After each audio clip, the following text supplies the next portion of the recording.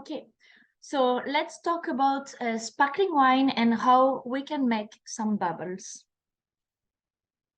There's different process of production to make bubbles in sparkling wine. So I'm gonna go very quickly through all of them, but then we will really talk about the common points and focus on some steps that are really the key step of the production of sparkling wine. So the easiest way, I would say, are to make sparkling wine.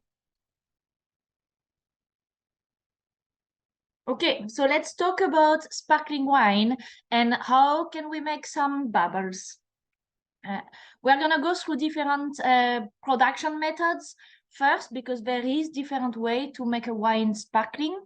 And then we will talk about the key steps of the production and what is very important to make a qualitative sparkling wine.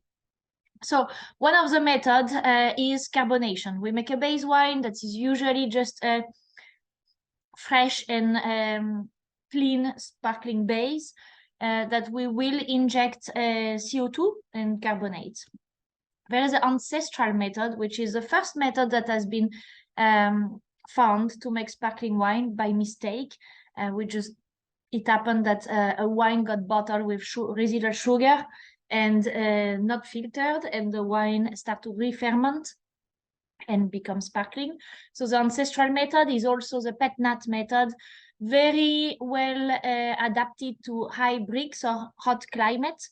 As we don't do a second fermentation, we actually have a base wine, we stop the fermentation at the sugar level we want, and then we are bottling this base wine sweet, and we finish the fermentation in the bottle.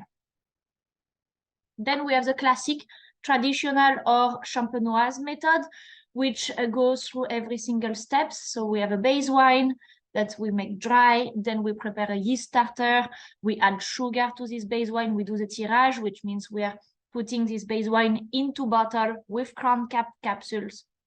Then we do the second fermentation in bottle, the bottle aging, then we disgorge, which means we are removing this crown cap with the bidule, which remove or expels all the lees, and we go through the dosage and cork of the same bottle.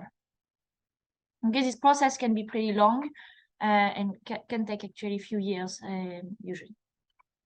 Then we have the transfer method.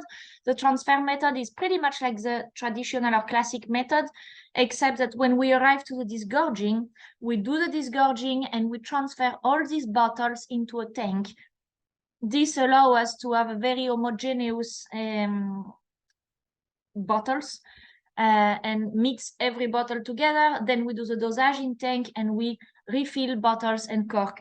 It's a pretty high cost, associated to high cost methods, because we are using twice the bottles. There is a lot of labor, and we need equipment for traditional and for charmat, so we need all the pressurized equipment too. Then the last one on this table is the charmat method, which is the most commonly used in Italy for Prosecco. Which we make a base wine, and then we do a second fermentation, which is a prise de mousse in tank, in pressurized tank. We'll do the dosage in tank, and then we will fill and bottle the wine. Okay, so outside of the carbonation that is very different, even the ancestral has many common points with all the other methods, as we always start with a base wine, that then we stop the fermentation, or we finish the fermentation and we reactivate the cell.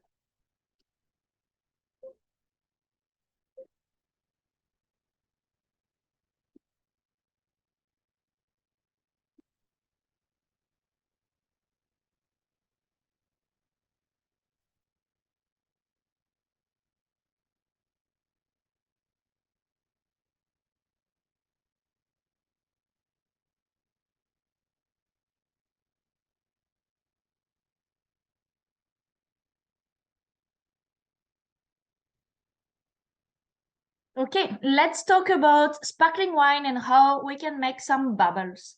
There is different method of production of sparkling wine. And so we're going to go quickly through all of them. The presentation, though, will focus on the key steps of making qualitative sparkling wine. So we can make sparkling wine by carbonation. We have a base wine, we inject CO2, we pressurize a keg or just a tank, and then we bottle it or can it. Then we have the ancestral method. First method that has been existing for making sparkling wine. By mistake, wine got bottled with residual sugar, not filtered. The wine re-fermented in the bottle and it became sparkling. That's now a method that we control way more. And it's really about, we make a base wine, we stop the fermentation at the level of sugar we want, and then we are bottling this base wine to finish fermentation in the bottle and to make the prise de mousse. So it's very adapted to hot area or high brix base wine, as we don't have to do a second fermentation. It's also a faster method. So the pet-nats are all done this way. Then we have the classic traditional or champenoise method, where we make our base wine. Then we prepare a yeast starter that we are gonna inoculate the base wine with, and adding sugar. That's the tirage. We put all this into a bottle with a crown cap and a bidule. We're gonna do the second fermentation in bottle. We're gonna do a bottle aging. Then we disgorge, which means we are removing the lees. We are opening the bottle, removing the crown cap, removing the bidule. All the lees are ejected. We do the dosage, and then the final step is to cork the bottle. So from the tirage to the final bottle, we are talking about the same bottle. Then there is a transfer method, very similar, but when we arrive to the disgorging step, we are actually opening all the bottle, transferring them in a tank, doing the dosage in tank, and then we will fill and cork another bottle. So this method is essentially used to have a very homogeneous cuvée or homogeneous bottles, because we are mixing all of them. It is associated with more labor and more cost. The last one on this table is a charmat method, which is very commonly used in Italy for the Prosecco. We are starting with a base wine, and basically we are doing a second fermentation in pressurized tank. So instead of doing everything in a bottle, we do everything in tank. The dosage is in tank, and then we bottle at the end.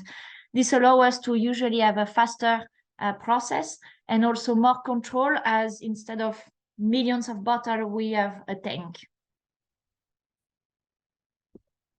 Okay, all these methods can be qualitative. There is not a better method than another one. It really depends your objective and where we start with, and also the equipment you have. So talking about quality and qualitative sparkling wine, no matter the method we are using, we are always talking about the bubbles. The bubbles is the first point or the first quality criteria we are judging in a sparkling wine. And really, like, you can see it even in water. A big bubble or a small bubble will not make the wine or even the water taste the same way. You don't have the same sensation in the mouth. You don't have the same taste. So very important to have thin bubbles that actually last for a long time. Then we'll talk about harvest. Harvest is essential for any type of wine. And of course, it is for sparkling wine. You don't think the same way than if you do still wine. You are not looking at the same quality criteria.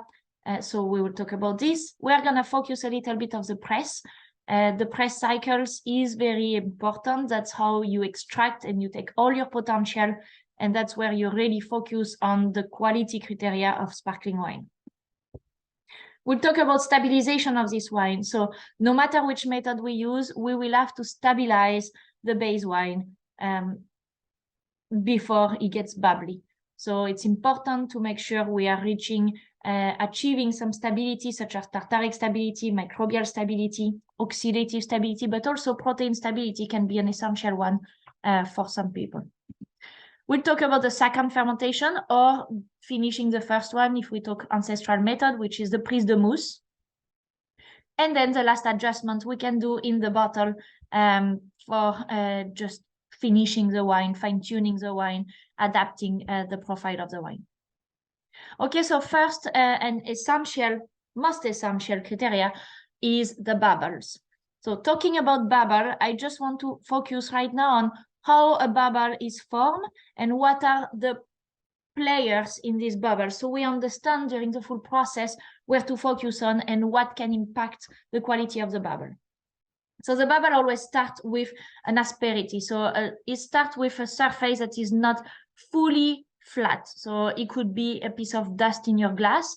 It could be just a little scratch in the glass, but it can also be a piece of tartrate in the bottle or a piece of scratch of the bottle, which if it happens in the bottle, it might cause some gushing issues that we will talk about later. But in the glass, that's what forms the bottle. So one little advice, don't wash your glass too good, because otherwise you don't have any bubbles. Okay, so the bubble is formed very small, that's the nucleation site, and then it's gonna grow. So as it rises, the bubble is getting bigger and rising faster. Just like more and more and more CO2 are coming in, it goes up on the surface, and at the surface it will explode.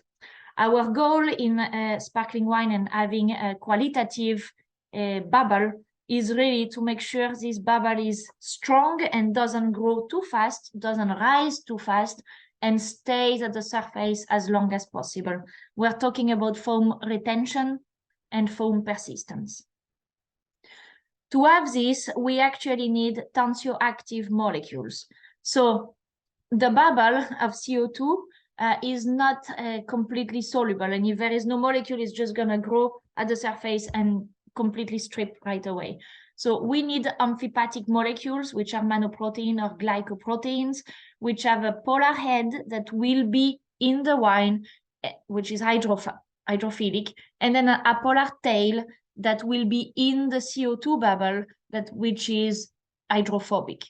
Okay, so having this type of molecules that have a polar head and an apolar tail will allow the bubble, as you can see in the drawing here, to be strong and restricted to its volume. So the rise of the bubble is slower and the growth of the bubble is slower, but also the bubble is more stable on the surface. Okay, so very important to focus on the amphipathic molecules or the tensioactive molecules, which are in wine protein, manoprotein, and colloids. We call them pro-foaming agents. They will really help to have more bubbles for a longer time because they just rise slower and also maintain them at the surface. So these families of molecules are our focus. We really don't want to eliminate them too much, and we want to make sure we keep the good one in solutions and in the wine. There is some anti-foaming agents, such as lipids and alcohol. You can see this if you do your dishes, for example, and you have a very greasy plate. You put a normal amount of soap, and on the plate, you're not going to have much foam and bubbles. You need way more soap when your plate is greasy to be able to create bubbles, because lipids are anti-foaming agents. Okay, alcohol too. So higher alcohol content in sparkling wine will produce less qualitative bubbles. Okay, so knowing this, now we're gonna go through the process of making the base wine. And always I will talk about bubbles during the full presentation. So making the base wine, of course, we start with harvest. And when we're talking sparkling wine, our focus is acidity. So the maturity is really about acidity. We're not talking phenolic, we are not talking aromas, we are not even talking about Brix match. We really want to maintain acidity. So the pH is gonna be around 3, even 2.9 sometimes, or 3.1. TA, we can look around 9 grams per liter of TA, malic acid about 5 grams per liter of malic acid. We don't want to go too high in malic, as malic acid is an aggressive acid that then is associated with green character. And in the final wine with CO2, it's going to be very aggressive. So if you're higher than this, I recommend you to think malolactic fermentation. Sugar, that's not how we pick. It's not the sugar, the decision. It's really the acid. But the sugar with these parameters is usually between 18 and 19. We don't want to be too high. If we are higher, we will have to go through the ancestral method, and we will not do a second fermentation. We will have to just finish the first one in the bottle. In terms of aroma, mouthfeel, there is nothing specific we are looking at. We are just focusing on no fault. So we don't want moldy, we don't want green character, and we don't want phenolic compounds. All these components are very negative, especially when there is CO2 playing in the matrix. It makes the wine very aggressive. So that would be our criteria of harvesting. In winemaking, there is few things we want to limit. We want to limit the usage of SO2, mostly because we need to do a second fermentation or finish the first one in very hard conditions. So the yeast are gonna be extremely difficult for the yeast. So they are already in having a lot of negative things around them. And if we put SO2 with a low pH, it's gonna be even harder. So we need to make sure we are on a low SO2 protocols in terms of winemaking, which means we need to use alternatives. To protect from microbes, we are talking about the Excellence B Nature, which is a bioprotector. It's a yeast that is not fermenting, that will inhibit other microbes such as non-Saccharomyces bacteria, lactic acid bacteria, and acetic acid bacteria. So doing the job of the SO2 in terms of antimicrobial effect and not inhibiting Saccharomyces. And if we talk antioxidant, we are focusing on the tannin gallic alcohol, which is a great tannin to inhibit the oxidative enzyme. Okay. The second thing that is important in winemaking is to limit skin contact, to limit the extraction of phenolic compounds and or green character. So we want to be quick. At the moment we pick, we just want to process very quickly the fruits and go in the press. Just for your information, we have a webinar focused on limiting sulfur. So I invite you to watch it on our YouTube channel. You can see way more in detail how the B Nature and the tannin gallic alcohol work. So the second step is to focus on press cycle. The press cycle is essential. That's really how you determine the composition of your juice and so the composition of your final wine. It's going to impact, of course, the turbidity. It's going to impact the pH. It's going to impact the potassium level. But also it will impact the foam capacity or the bubble quality. So here in this graph, you see the turbidity and the foam height, which is gives you an idea of the foam quality or capacity. It's really about when we are basically pouring our sparkling wine into a glass and we look how much foam can be produced. And what's very interesting is that basically what we are seeing here is, so in the last press fraction, if you look at the blue line here, every bar that is blue, like on this graph, means a rotation, deflation of the membrane, rotation, and then we start again. On the last part of the press, so the hard press, the foam quality is not great. There is a lot of turbidity, and in reality, we know we have higher pH and we increase also the phenolic compounds. So it's not the most qualitative part. On the first press, and what you see is every time we rotate, we increase turbidity and we decrease foam height. On the first part of the press, here the 15 first hectoliters of the press, you can see that the first 1 or 2 hectoliters are really not qualitative. They are high in turbidity, they are very poor in foam quality. And that's due to the fact that we have a lot of lipids. This juice is really the cleaning juice of the grapes, where we remove, it's full of the lipids around the skins, but also full of dust, full of pesticide, residual pesticides. So not qualitative. But then that's where we have our really big increase in foam capacity, and we are very stable in terms of turbidity in a low amount level. To give you an idea in pictures, you can see here, you can really see the difference between the first juice that is brown, full of phenolic, basically, already oxidized and full of turbidity, and then the other juice as we go through the press that are perfectly yellow, with clear and no turbidity.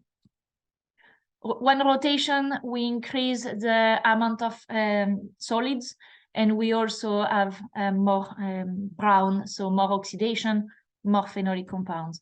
And this happens every time we do a rotation, as you can see, but towards the end of the press, we are just increasing the phenolic compounds, the pH, and the foam quality is decreasing. Okay, so that's very interesting to understand how to manage your press, because basically what we understood here is that we want to have a very soft extraction with a low phenolic extraction and a low potassium extraction. We also want to separate juices. So we're going to have to limit rotations, meaning we are going to increase slowly the pressure by holding time, and then we limit the amount of rotation we do, because that's every time we do a rotation, that's where we lose a lot of quality. Okay, these are the classic sparkling wine cycle, in fact. Then we do some separation. The first 5% of the juice needs to be separated via the washing juice. Then we have the cuvée, which is the draining and the first presses. And then we have the tie or the hard press that we want to separate as well. First part and hard press can be put together, and they will require more treatment, so more fining and maybe a different type of fermentation. Still, it can be a very good juice to keep for dosage maybe, or for a blending if you are looking at more structure in your wine. Okay, so here you have an example of in a champagne. So for 1 ton of whole cluster grapes, we end up usually around 140 gallons of the cuvée, and then the 10 first gallons are eliminated, and the 40 last gallons are eliminated too. They are put together and treated separately. And of course, to not be in front of your press and have to regulate always your press cycle and make sure you adapt it perfectly, Booker has an intelligent pressing program that is now associated with all our presses that really will optimize the quality, the time, and the yield without compromise. It is a decision in real time, so it's gonna basically adapt the pressure and the time of holding, as well as the rotation, depending the juice flow. So we are measuring the flow that comes out of the press, and then depending on this and your criteria, we are optimizing the pressure and the holding time, always trying to limit the rotation. In this way, we realize that we have way more volume at lower pressure with less rotation. So we are increasing drastically the quality of the juices. Okay, so the press cycle is very important, and that's really what will define everything about your wine: the taste, the chemical composition, but also the foam quality. Then the next step is going to be the juice clarification. So once this juice is extracted, we need to prepare it to ferment. Not only once, but twice. We don't want to have to treat the wine before we ferment it for the second time. If we can do everything at the beginning, it's way better in terms of quality. So we need to clean this juice from fermentation inhibitors to make sure the first fermentation and the second will go well. We have to eliminate all the anti-foaming agents as well to make sure we prepare the wine to have the best foam quality we can. We eliminate the unstable phenolic compounds to improve oxidative stability and shelf life.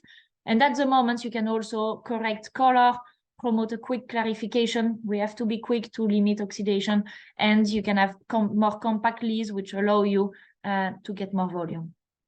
Which fining agent to use? A protein-based fining agent is always the choice, mostly because what we want is to eliminate phenolic compounds. Okay, and we are eliminate some lipids too. So polymix nature is PVPP, yeast extract, and bentonite. That's a very good choice. Or green fine mast, which is a pea protein, pure pea protein fining agent, which is also a very good choice to remove phenolics, to remove anti-foaming agent, to work on the color, but also to just improve the quality of the wine without removing any positive attributes that are not yet there, actually. Okay, so I just told you some vegan allergen-free fining agents because that's the trend now. So let's focus on the one that everybody can use, basically. Next step, fermentation management. That's pretty easy, actually. The fermentation is not the most complicated step because really our goal here is to have a clean fermentation with no stress for the yeast. So no toxin left. So we want a turbidity that is pretty low. Around 150 is good. A temperature that is around 65. So no stress for the yeast will be fine. No H2S produced. So we want to make sure the yeast has a good nutrition, which you will see is not really a problem to have. We want a yeast that is a good fermenter. So because what we need is a safe and clean fermentation with no stack. So no toxin, everything will be clean and perfect for the second fermentation. In terms of aromatics, this depends on your style. Usually when you go on traditional method, the idea is to have a very clean, pure, and elegant base wine. If you go on ancestral method or even carbonation method, and charmat, often we are looking at actually more fun and aromatic yeast, and this will depend on which variety you are using to start with. The yeast nutrition, as I told you, it's actually not the criteria that will be affecting the most the fermentation, because usually harvesting earlier, you have a pretty good yan, and since we are in lower alcohol content, 130, 140 milligrams per liter of yan can be enough. What is essential, though, it's really about the protection of the yeast, making sure this yeast has good cell walls and good membrane. So you can really use a yeast protector when you are preparing the yeast, such as steam, and then focus on organic nitrogen. It can be a lot of reduction issue when we are talking sparkling wine, and especially base wine. And that's usually due to a stress of the yeast, not related to the lack of nutrition, but more related to a lack of membrane strength. So steam is really essential. Requirement for the yeast, what we want is a good fermenter with clean aromas, with low sulfur, low VA, resistant to low pH, and no off aromas or off flavor development. So we have 3 yeasts here at La Motabier that we think goes very well with sparkling wine.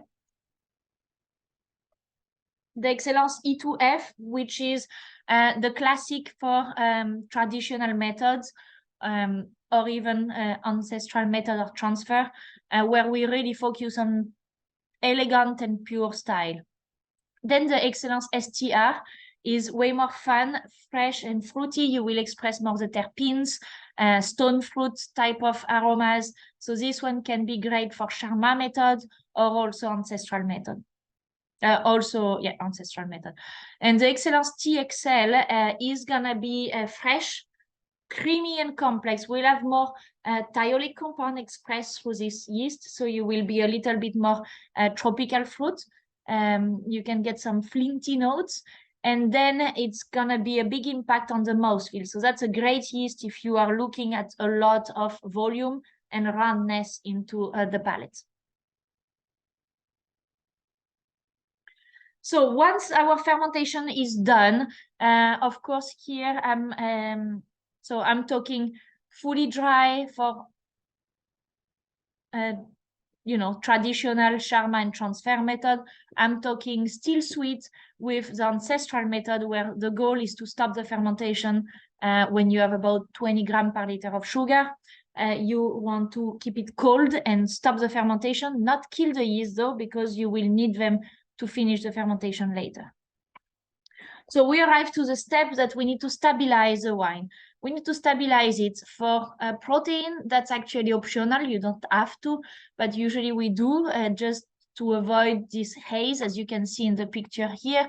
If there is an instability in terms of protein, we are creating a very big haze that is not necessarily attractive. So usually we stabilize for protein, not as strict as still wine though, but we look for stability. Tartaric stabilization, that's essential to avoid gushing. As I was telling you, bubbles can burn with just a little scratch or a little piece of something in the glass or in the bottle. When it happens in the bottle, it can be a big disaster. So gushing is usually when the bubbles start to rise in the bottle, and you basically create a lot of foam from the bottle. It's overflowing, which make you stop the line of disgorging.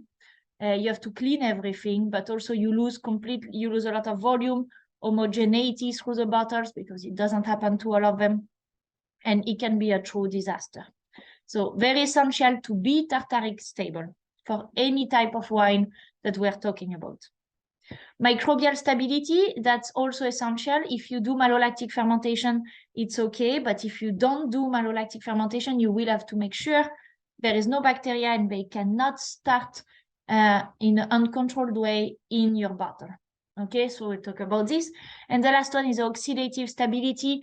That's very important for two reasons. One is when you do your tirage and you age your bottles, you want to make sure they first will be all the same, but also you don't want your wine to age too fast. So you need to protect your wine from oxidation. With CO2 in the bottle, sparkling wines are very sensitive. All the aromas are expressed in a multiplied way. So if there is a little hint of oxidation, it becomes very oxidized and kind of very tired wine. So you want to make sure you don't get this. The other reason why it's important is when you do, you hold some tank, you don't do all your tirage at once, you will just rotate. And sometimes you can hold your tank for like 6 months or more. And in this case, you want this 6 months old tank to be the same than the one you did the tirage the first month. And you can't really use sulfur. So you need to find another way to reach oxidative stability. Okay, so let's start with protein stability. Again, not essential for sparkling wine. One tip is if you do want to be protein stable, check your sparkling wine with additional alcohol. So the idea here is to try to mimic an instability that will come later on the final wine. And one thing we know can impact protein stability is alcohol. And for sure, we know we are going to increase our alcohol content during the second fermentation. So we can adjust this because we know exactly what it's going to be. So add the amount of alcohol you know will be between 1 and 1.5%. You add it before you do the test. On still wine, it's very strict test. After a heat test, you want to be below 2 of NTU change. When we're talking sparkling wine, you can be below 10 of NTU change. So we are not as strict, which limits the amount of bentonite we add. We also want to limit the amount of bentonite we add, of course, for aromas, but we don't want to remove too many proteins as they are pro-foaming agents. So removing them will impact our foam. So to work on protein without impacting too much the foam, we can work with tannins. The tannin gallical alcohol that I talked already about at the beginning as an alternative to sulfur is also a great tannin to remove some protein that are unstable without impacting the foam quality.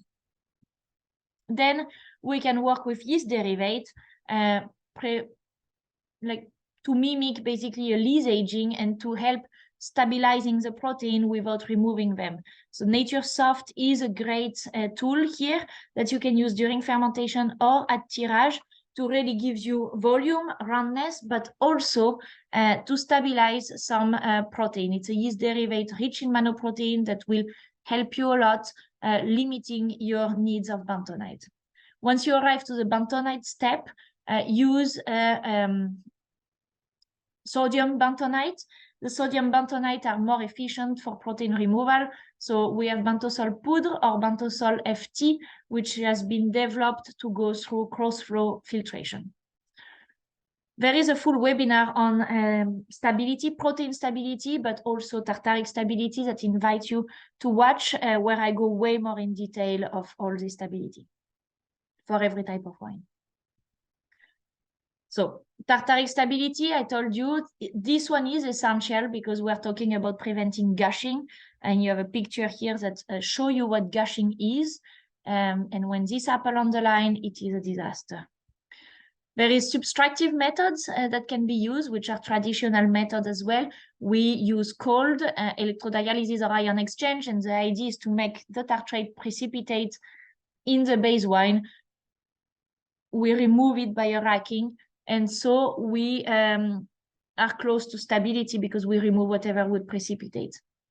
We are not encountering here that the wine will change. So we are getting close to stability, but not necessarily achieving it. Sometimes it's enough. So the pros are, we can treat very high level of instability. We can change pH/TA, and this will help also with calcium tartrate stability. The cons of these methods are that they are associated with higher costs in terms of energy, labor, water, and process. Also, a very high environmental impact. We use a lot of water, we use a lot of energy. We lose volume, we lose a pretty good amount of volume. It changed the pH/TA, which can be a good thing or a bad thing. There is a very high risk of oxidation, so we have to be very careful with oxidation too. The other type of methods can be the additive method or inhibiting methods, where we work with manoprotein, CMC, or KPA. Here, we actually are able, as the protein test, we can test for tartaric stability with adding 1.5% of alcohol in our sample. And so we can make sure we are stabilizing the final product, and so we reach stability. The pros, if I take the CMC, for example, the pros are lower cost, way lower cost. It's easy and quick addition. It's literally a jar of liquid that you are putting into your wine and you're mixing it. So no labor, no water, no racking, no tank cleaning, very quick process. So energy and water saving. There is no impact on the wine at all. So there is no change of pH or TA. It maintains and preserves the wine quality overall. The cons of the CMC is that it can interact with protein, so it will create a haze with protein, so you do want to be protein stable, and it will interact with color if we are talking rosé or red. These cons don't exist with manoprotein, so if you use manoprotein, you will not have problem with protein or color. So you can use manoprotein to stabilize your wine in reds or in rosé, but also in a wine that is not fully protein stable. Okay, just a little bit more on CMC. I want to show you the impact on wine quality.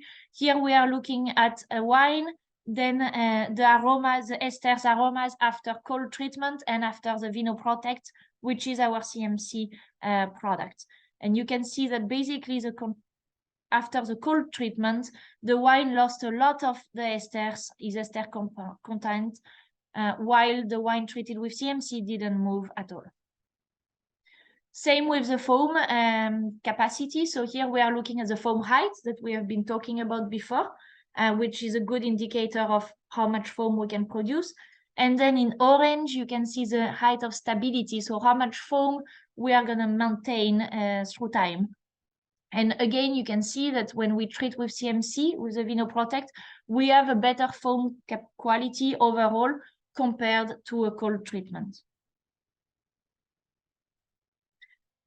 Next stability is the microbial stability. So here we can use different tools, and the idea is to not have uncontrolled development of microbe in the bottle or in the tank. while we are doing the second fermentation. This could be a disaster. Again, a sparkling wine is very delicate, and any off aromas that can happen will be extreme, since the CO2 will lift all this. So SO2 that is commonly used is actually not really an option, as we need to do a second fermentation or finish the first one. And SO2 will inhibit this and will stress the yeast, will make the yeast in condition that she will produce H2S and reductive character. So SO2 is not our options. Lysozyme can be a good option if we are focusing on lactic acid bacteria. So if we don't want malolactic fermentation, we can use lysozyme. Then there is some cons about lysozyme. It will require some bentonite to remove because it is an unstable protein. It's also not an allergen-free, and it's also not vegan. CHITOSAN is another good alternative. CHITOSAN will not impact Saccharomyces, but will be efficient in everything else. So it will remove Brettanomyces, it will remove lactic acid bacteria and acetic acid bacteria, leaving the wine very clean. It also has some properties of fining, so it will improve riddling and settling, which can be a very good thing when we are talking about traditional method. And the last method to stabilize, it's probably the most commonly used method, is the filtration. Works on every microbes.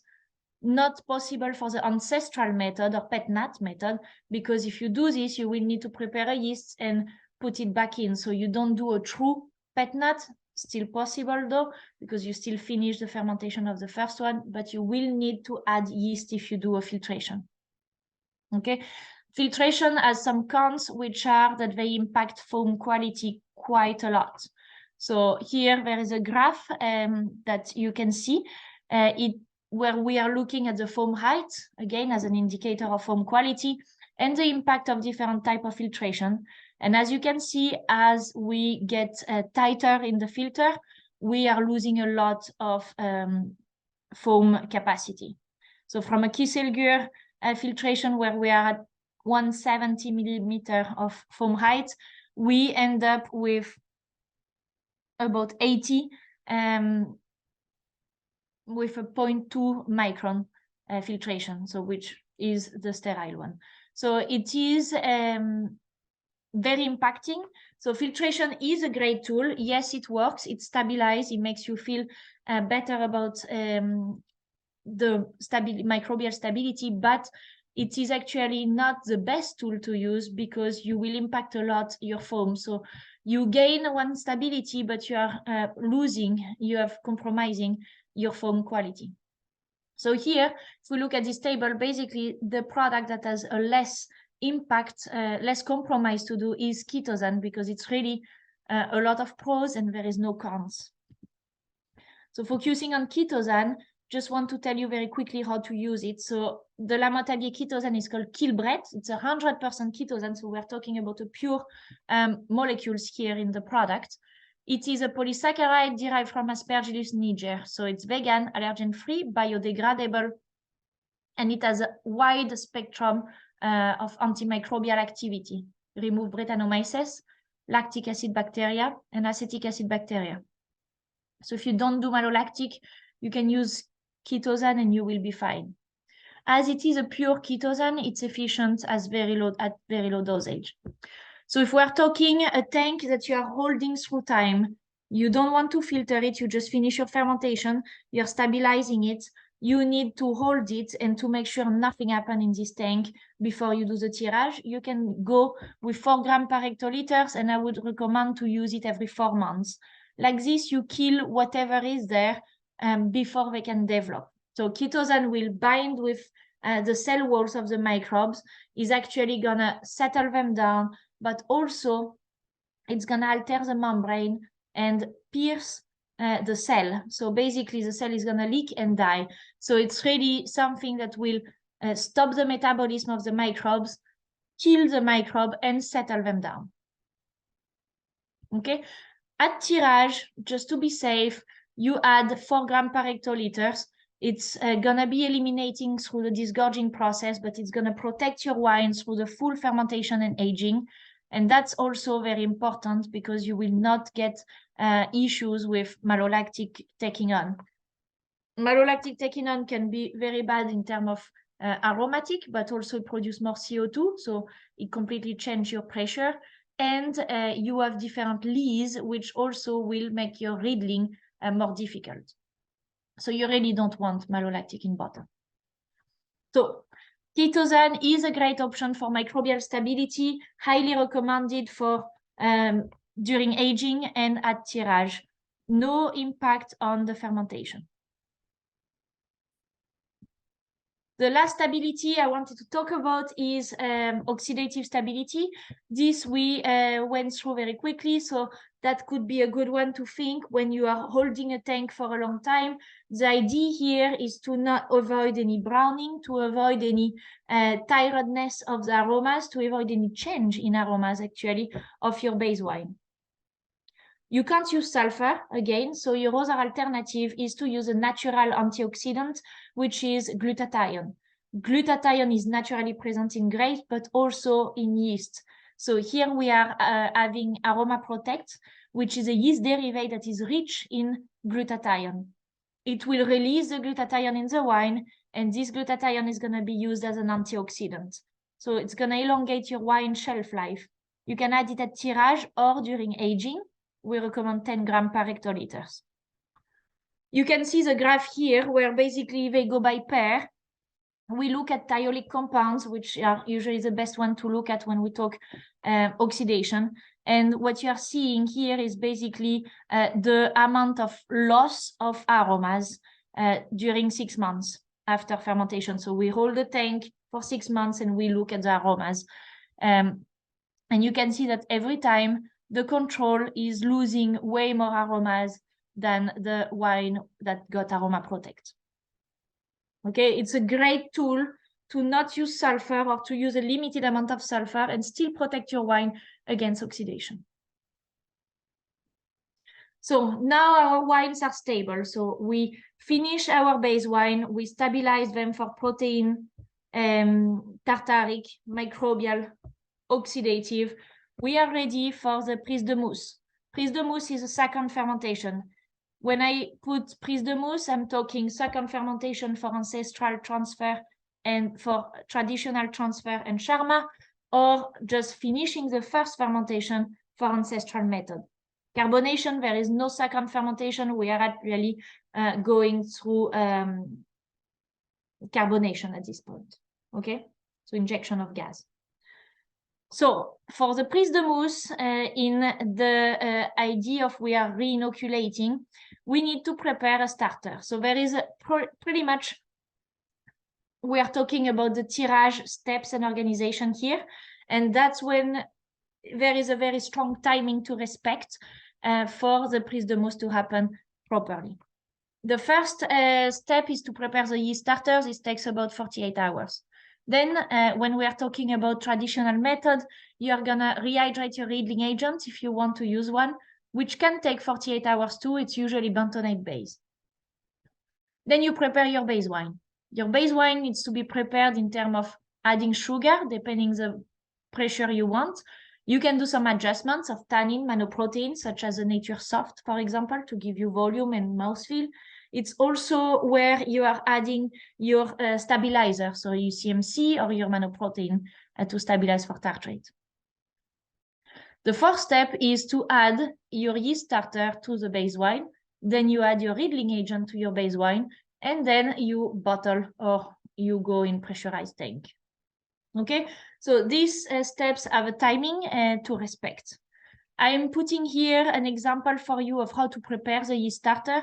This is essential. The yeast health of your yeast starter is going to determine how your prise de mousse is. So the prise de mousse is all about the yeast starter. Okay, of course, the temperature where you hold your bottle will change a lot, the speed and the type of fermentation you will have. But really, the initial step is how you prepare your yeast. I'm not going to go through all of it. I'm happy to send you this and to talk more about it case by case. One thing that is essential here, as I talked about in the first fermentation, is to use a yeast protector. This yeast is going to go in a very difficult environment with pressure, with alcohol, with usually low temperature, also low pH, and not much sugar to finish. So you imagine you're like basically restarting a fermentation in the hardest condition you can. You need a very strong yeast that is very viable and very resistant. Okay, so your starter usually is about 3 to 5% of your base wine.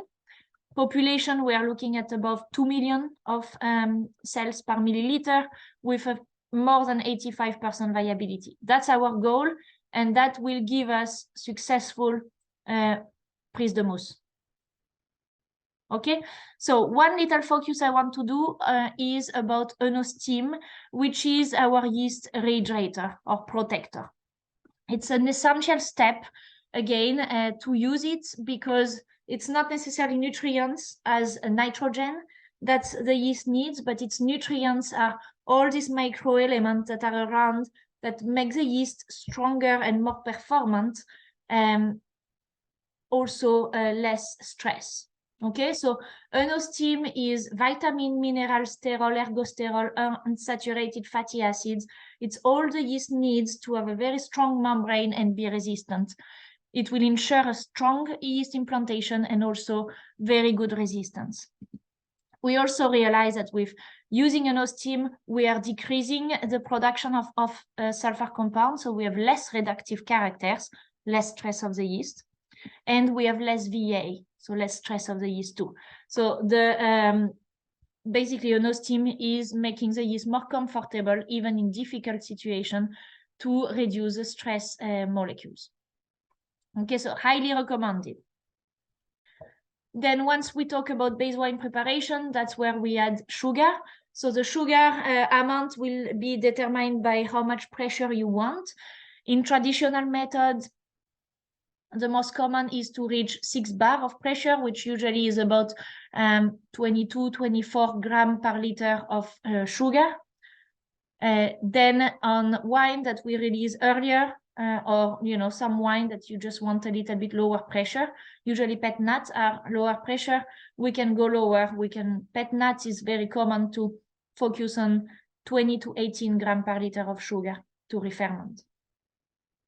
So you add your sugar, then you are gonna, if you add a difficult first fermentation, you will need to detoxify this base wine to make sure your yeast will be fine to do second fermentation. And for this, we use Actibiol, which is a detoxifying agent, and you can add nutrients at this stage too.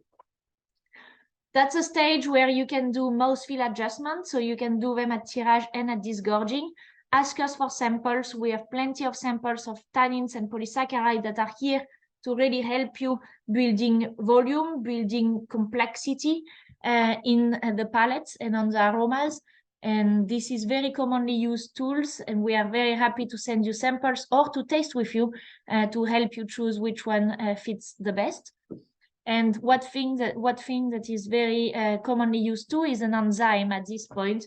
We have the Vinotaste Pro, which is a beta-glucanase enzyme that will actually help you cutting the cell walls of the dead bees. So dead yeast, once the fermentation is done, once the prise de mousse is done, you will have a faster release of the manoprotein and just a bigger mouthfeel. So you can accelerate or shorten the aging phase in the bottle. And that's the step you add your stabilization product, so the CMC or the manoprotein. A little focus on bubble again. So bubbles, we talked about it through the full time. Of course, now we are creating bubbles. So the yeast you will use can impact how the prise de mousse is done, can impact, but also when I was talking about final adjustment, manoprotein, tannins, this can impact and help the bubbles. So you can do it at tirage or at disgorging. It's not too late. But here we look at different products and how they impact the bubble quality. So we are looking at the foam height, the foam retention, and the stability time. You can see the control is in black here, and the control is pretty much in the lower side on all of them, except with one of our competitor products here. But if we look at these three first products, we are always better than the control. mostly and very interestingly with the Excel gum. That is a pure Arabic gum. So just to show you that this is mostly to show you that colloids strongly participate to the bubble and the foam quality, and it's something you can still adjust later on. So ask us for sample. You need to taste it in your wine and you need to see the impact on the bubbles, but it's very impressive, and we can see it with numbers, but we can actually visually see it and also taste it. So we are here to give you samples. And that's where we are talking about dosage, but basically it's pretty much the same. Once our prise de mousse is finished and we are happy with the taste of the wine, we are going to disgorge and do the dosage. This can happen in tank or in bottle, depending the process we choose. And that's where we are pretty much free to do anything we want. Spirits, wine, water, partially fermented juice, grape juice, sugar. We can add everything we want. We also want to add SO2 at this time to stabilize the wine. And then we can talk tannins, Arabic gum, and manoprotein. Okay, we have samples, as you can see in the picture here, and we are happy to set up bench trials with you. Why would you use polysaccharide or tannins? For many reasons. One is the bubble improvement, as we saw before, but another one can be just to fine-tune the aromatic profile. So you can reduce green character, you can remove reductive notes, refresh aromas that might be tired and a bit oxidized. You can also just improve the creaminess and the volume in the taste, in the mouthfeel. You can mimic a longer aging by just giving manoprotein. And it's also a way to maintain consistency through vintage, because every vintage is different, but sometimes your wine has to be the same. So we have to fine-tune the wine at the end to make sure you are keeping consistency, or in the reverse, create a new profile. Okay, many things are possible. Please ask us sample. We are here to help you, and we are here to taste with you. So I want to thank you very much for your attention. This was a pretty long presentation on the full process of sparkling wine. We will do other webinar on this topic, but with more focused area. So let me know if you have any question. My email is on the screen. You can find all our information online too. And now I open the question and answer. Thank you very much.